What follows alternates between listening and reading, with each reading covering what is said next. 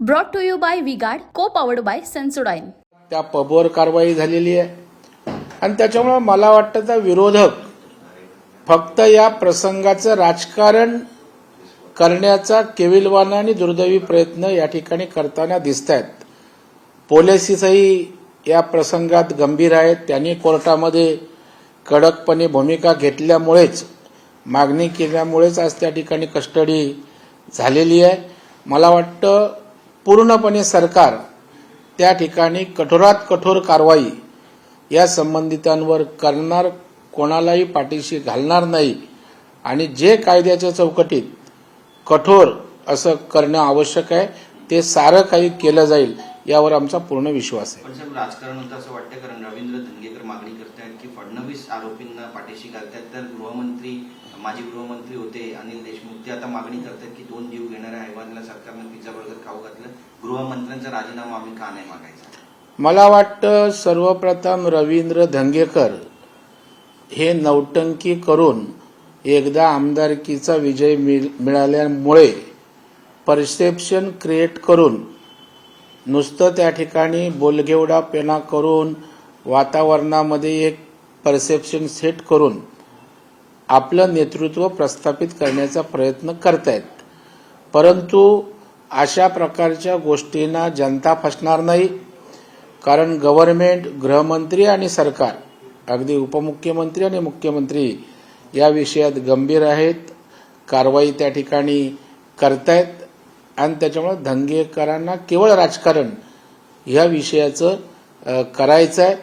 जातीनं गृहमंत्री लक्ष घालतायत, मुख्यमंत्री लक्ष घालतायत आणि अनिल देशमुखांच्या बाबतीत म्हणाल, मला खरं म्हणजे आश्चर्य वाटतं, जे जेलमध्ये जाऊन आले गृहमंत्री म्हणून, ज्यांनी 100 कोटीचं वाझेला टार्गेट दिलं होतं, ज्यांचा बदल्यांमध्ये त्या ठिकाणी ज्यांनी हैदोस घातला होता, त्यांना नैतिक अधिकार तरी आहे का? त्यांनी नाकाने कांदे सोलू नयेत। देखिए, उनका काम है अफवाह से गर्मी बढ़ाना और हमारा काम है माहौल को ठंडा रखना। हमारा नेता कैसा हो जो माहौल को रखे ठंडा वैसा हो। अब की बात वी-गार्ड एयर कूलर का चमत्कार।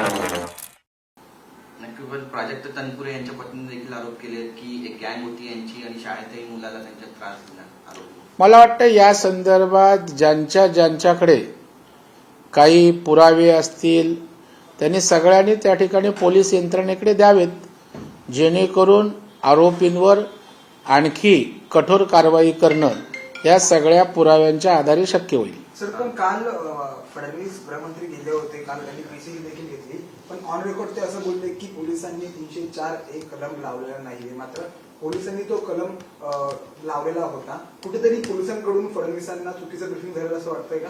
नाही, फडणवीस एक अभ्यासू असं व्यक्तिमत्व आहे, त्यामुळे कायदा ते स्वतः ॲडव्होकेट आहेत, त्याच्यामुळे पोलिसांइतकंच त्यांनाही कायद्याचं नॉलेज आहे।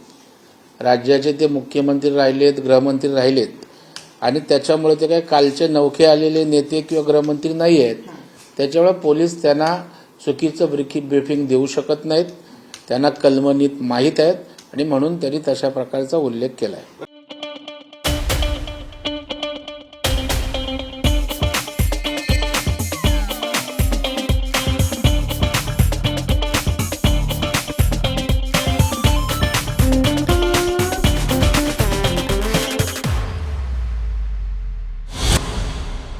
आज शिशिर शिंदे यांनी मुख्यमंत्र्यांना एक पत्र लिहिलेलं आहे आणि गजानन कीर्तीकर यांची पक्षातून हकालपट्टी करण्याची त्यांनी मागणी केली आहे।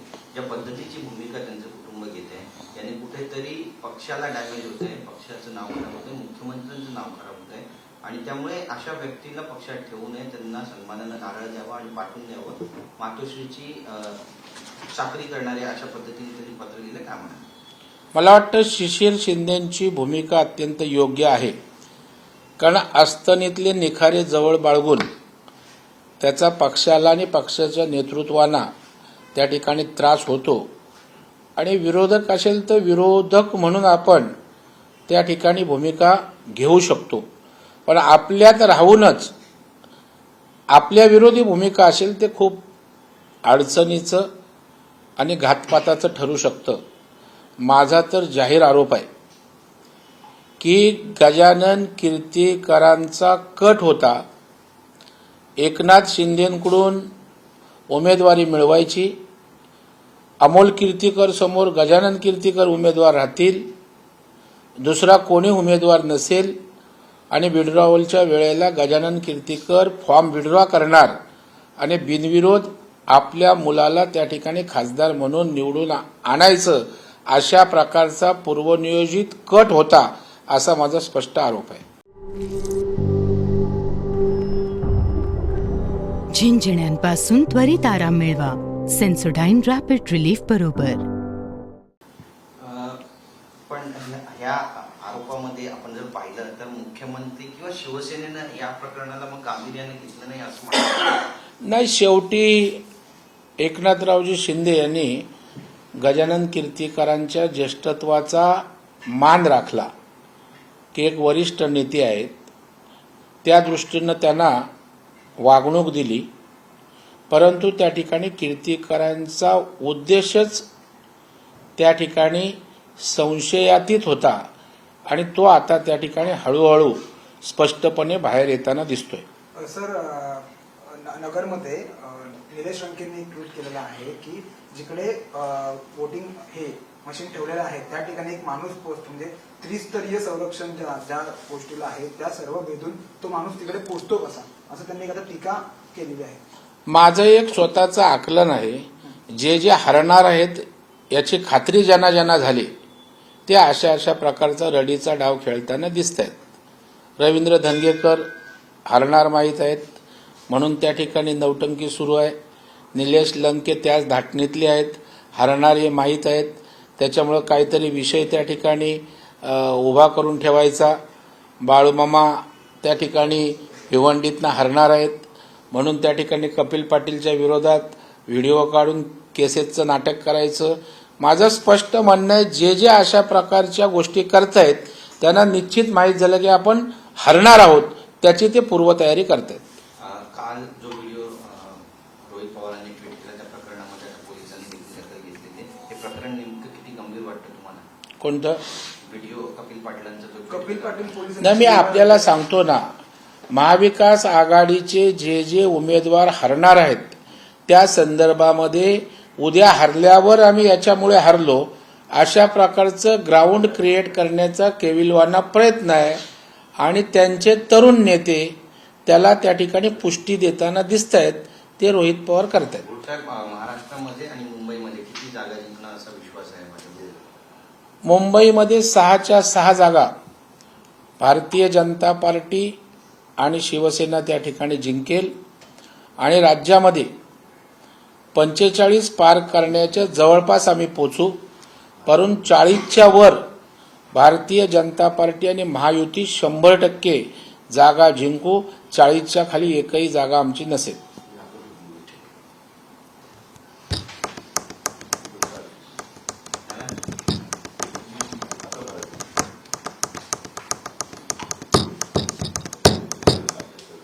चहा घेतला रे सगळं? प्रश्न घे ना.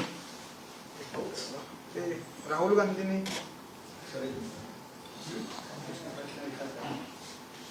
बसलेत ना अधिकारी, 5 मिनिटात जा.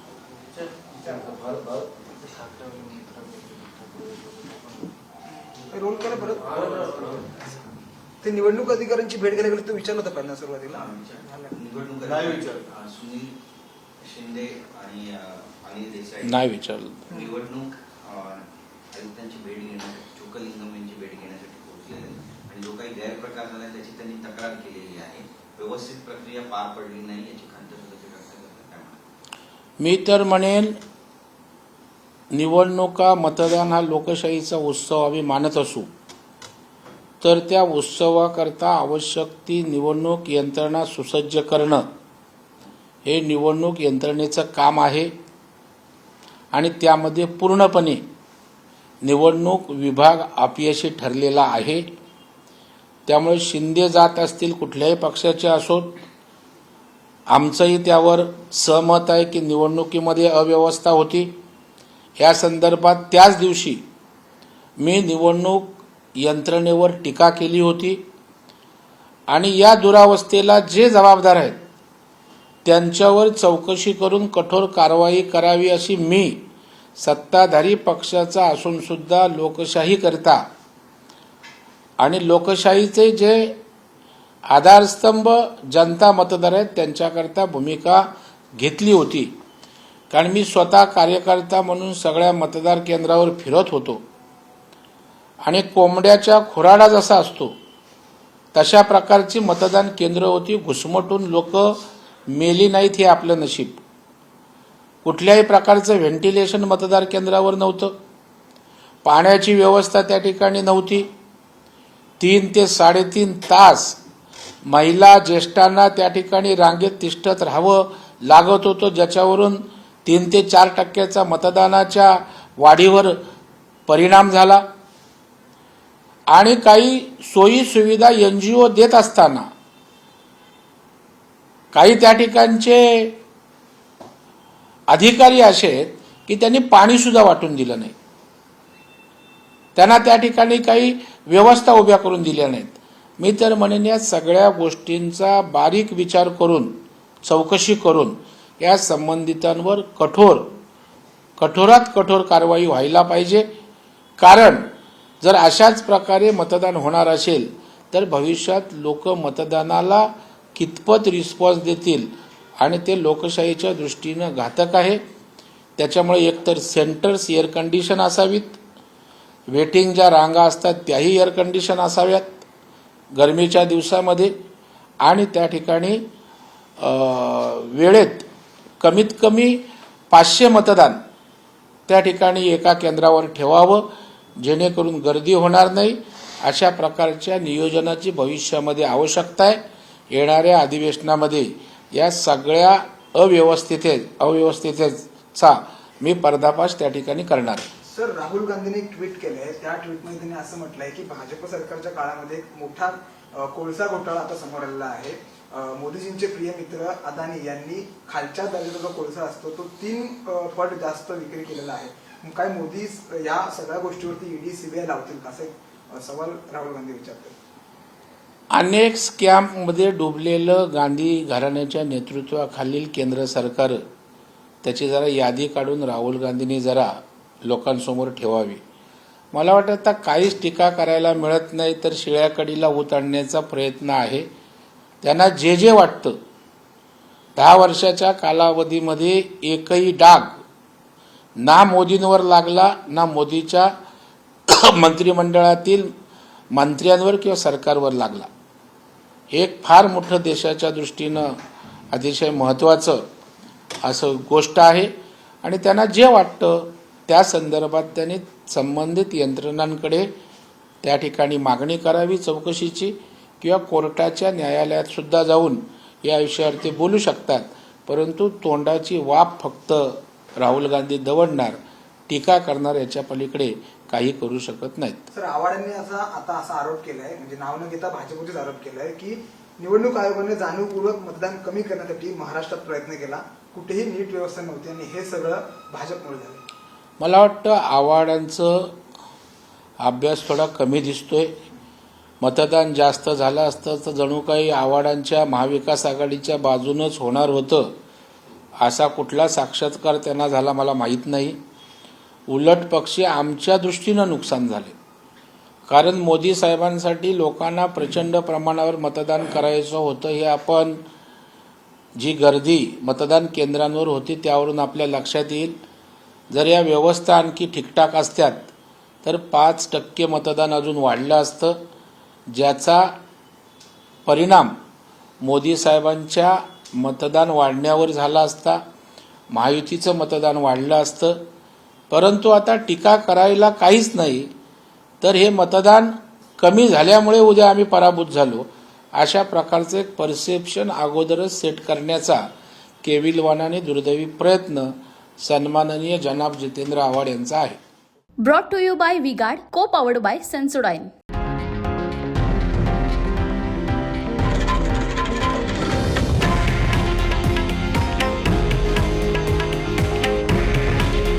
हे आहे देशातील नंबर 1 न्यूज नेटवर्क आणि आपण पाहत आहात TV9 मराठी. काळजी तुमची, हित महाराष्ट्राचं.